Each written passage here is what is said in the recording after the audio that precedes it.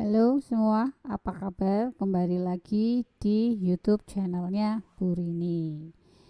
Ini Bu Rini kali ini akan nge-share, akan menjelaskan sehubungan dengan supporting file yang sudah saya kirim di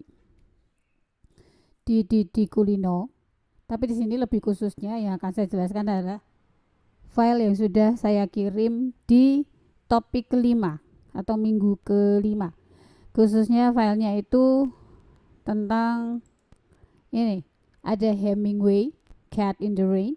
Ini salah satu contoh cerpen. Dan ini ada sequence dan juga ada plot.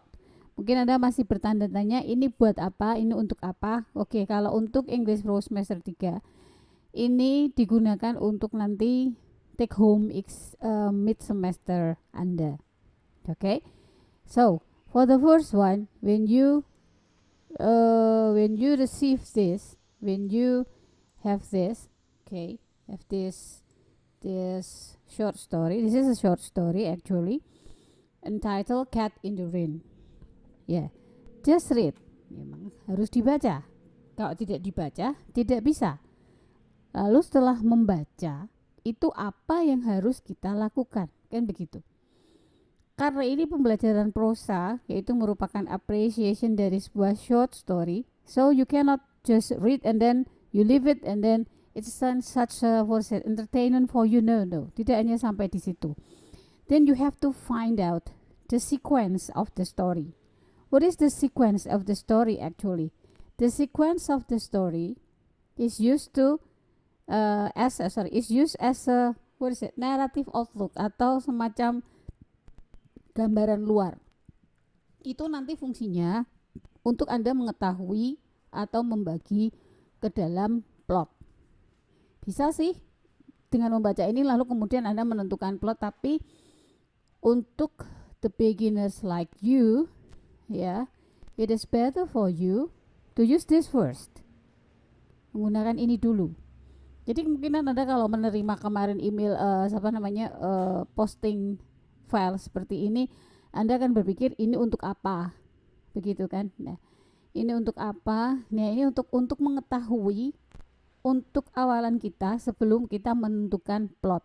Karena di dalam analisis sastra atau literary criticism, itu the first one to do actually is dividing the plot. Yang penting itu adalah membagi plot dulu. Karena plot itu adalah narrative outlook, di mana cerita itu digambarkan secara garis besar. Oke. Nah, ini adalah sequence. Sequence itu apa? Kalau sequence sebenarnya secara teori definisi khusus dalam buku memang tidak ada, tapi ini digunakan untuk kaum struktur, ya, untuk struktur, untuk menganalisis struktur.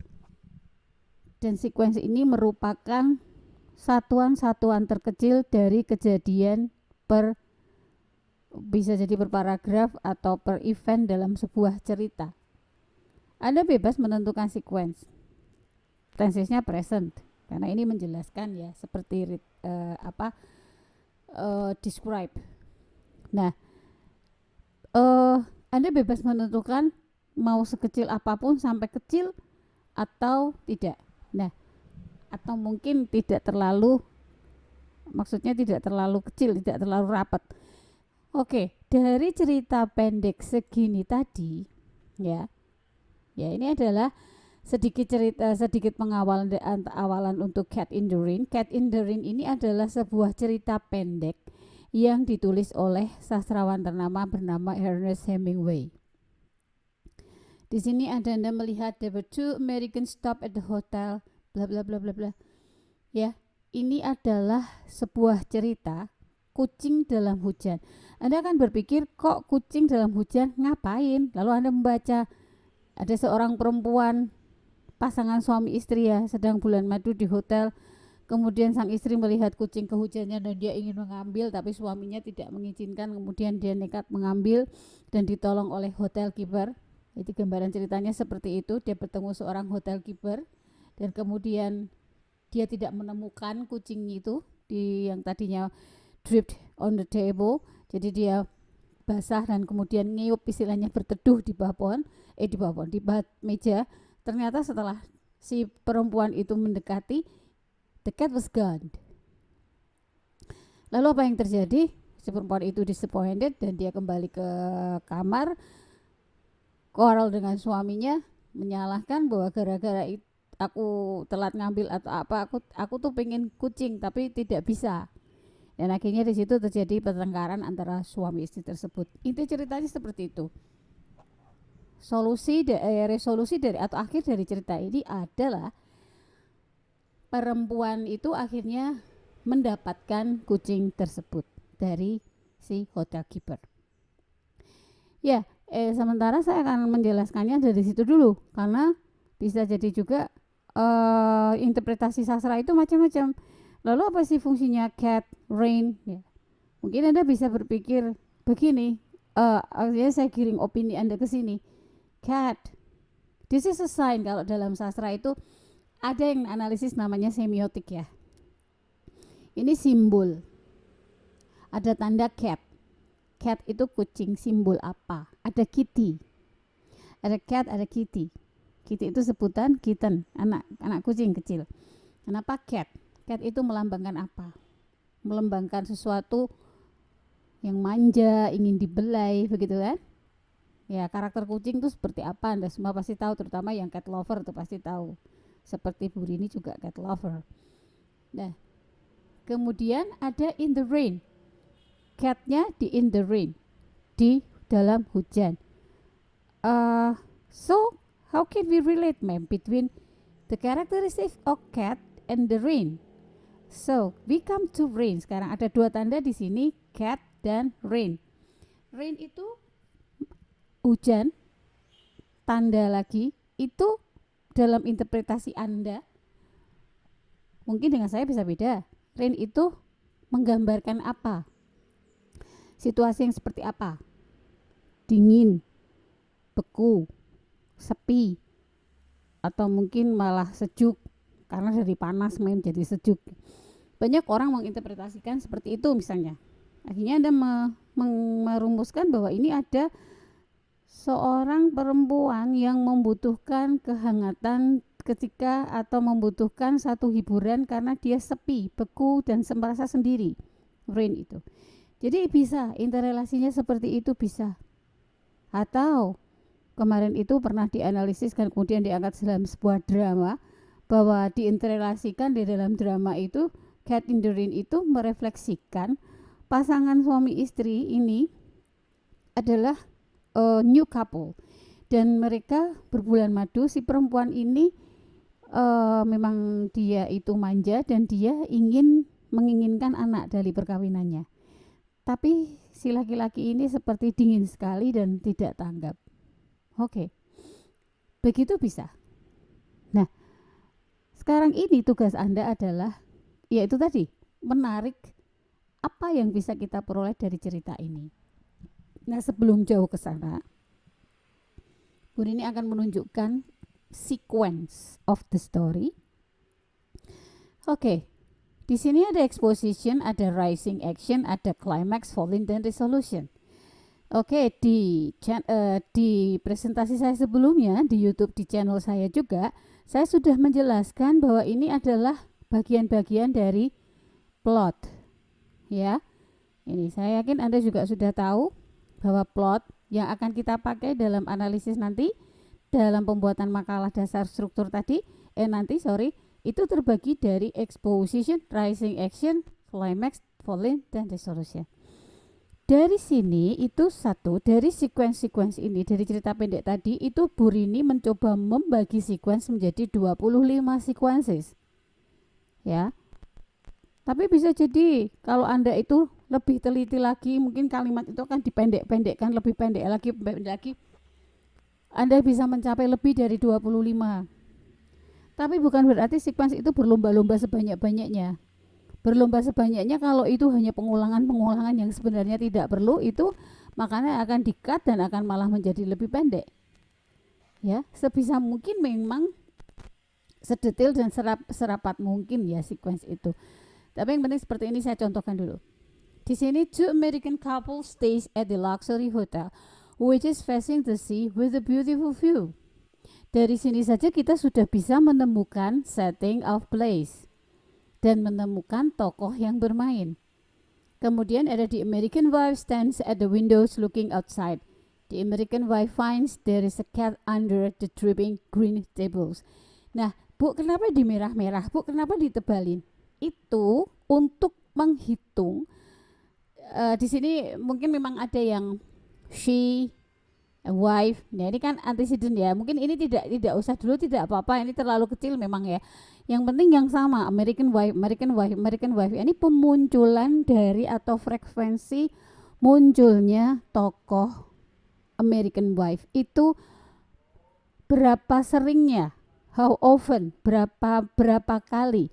Kalau dalam 25 sequence itu nanti kita hitung dia sudah muncul separohnya dalam satu hitungan, dalam model hitungan itu bisa kita rumuskan bahwa American wife ini adalah main karakternya, begitu. Nah, Bu, lalu yang George-nya, yang suaminya, nah itu berarti dia peripheral. Ingat, di dalam pembuatan makalah nanti kita itu fokusnya pada main karakter saja. Jadi tidak usah menggunakan, tidak usah menjelaskan lagi tersendiri tokoh pendukung. Apa yang harus kita cari dari main karakter nanti? Kemarin saya menerangkannya itu typified ya, flat, round, dan static dynamic. Tapi sebelum itu, Anda juga perlu menjelaskan traits.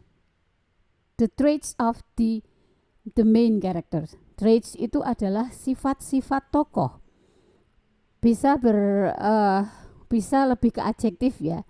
Spoiled, stubborn, beautiful, ya, atau mungkin dari fisiknya. Small, thin, itu begitu. Lebih ke adjektif sebenarnya. Itu adalah untuk menggambarkan traits atau watak tokoh atau gambaran umum tokoh, ya. Oke, jadi di sini dari nomor 1 sampai 3 itu saya menyimpulkan atau merangkum dia menjadi part dalam plot, yaitu exposition. Kemudian di sini kemudian saya buat seperti ini, Anda bisa membaca sendiri. Dan nomor 4 sampai 13 itu saya jadikan atau saya golongkan kepada rising action. Dan seterusnya di climax, fall-in, dan resolution. Jadi awalannya nanti Anda harus membuat ini dulu. Untuk mid semester nanti Anda harus membuat seperti ini. Ya.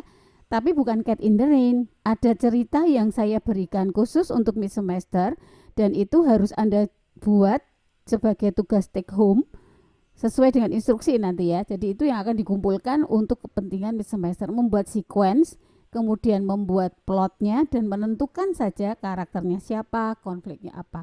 Hanya menentukan itu nanti saya jelaskan lagi untuk kepentingan mid semester, tapi garis besarnya seperti ini.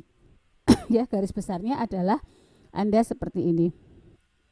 Oke, setelah dari sequence, kemudian turunan dari sequence kita merangkum dalam kalimat plot. Yang perlu kita cermati, that we have to think seriously, students, ya, don't forget about this. The words or the sentence in plot is different from the sentence in sequence. The sentence in sequence, ya, different. Jadi kalau plot itu bisa exposition itu merangkum dari misalnya exposition nomor 1 dan 3. Jadi bukan kalimat ini digabung itu bukan. Kemudian dia menyimpulkan tuh contohnya seperti ini. The story tells about the Americans bla bla bla bla. Ini terserah Anda bagaimana Anda membuat kalimat itu. Yang jelas ini kan Anda bagi dulu exposition, lalu segini ini ya Anda rangkum dalam satu kalimat penjelasan atau description yang Anda buat sendiri.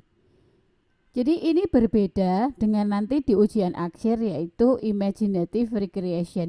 Kalau imaginative recreation itu lebih pada karya imajinasi, jadi bukan karya ilmiah.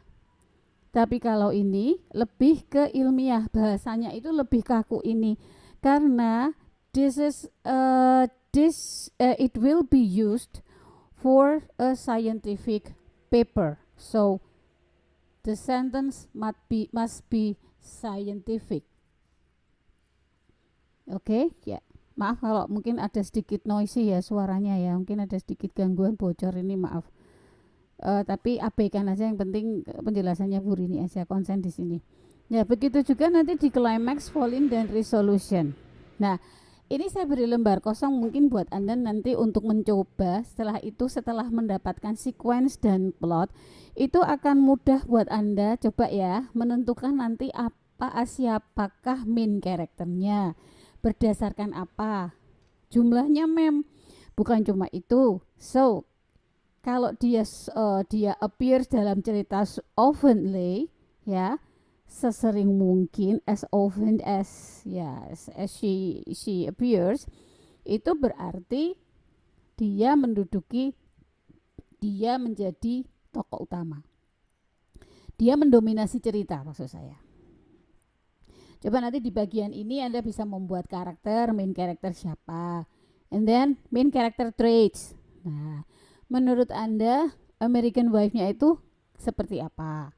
Ya, Anda mau mengatakan spoiled boleh. Banyak mau itu kan bahasa Indonesia. Banyak mau itu apa istilahnya dalam bahasa Inggris? Harus apa? Apa namanya? Lebay atau apa? Istilahnya lebay itu spoiled, itu bisa tuh masuk ke situ. Banyak mau tuh apa ya Bu ya? Stubborn bisa nggak ya, keras kepala, banyak mau ya boleh. Itu kan padanan. Jadi Anda bisa sih ngejudge dari sisi negatifnya, dari sisi positifnya boleh. Bu, saya tuh tertarik sama George-nya yang tokoh perannya membantu itu loh Bu, suaminya itu menyebalkan sekali. Tapi saya kok tidak boleh membahas tersendiri dalam tokoh utama. Well, students, I think you still, what is it? You can still describe the other characters or supporting characters.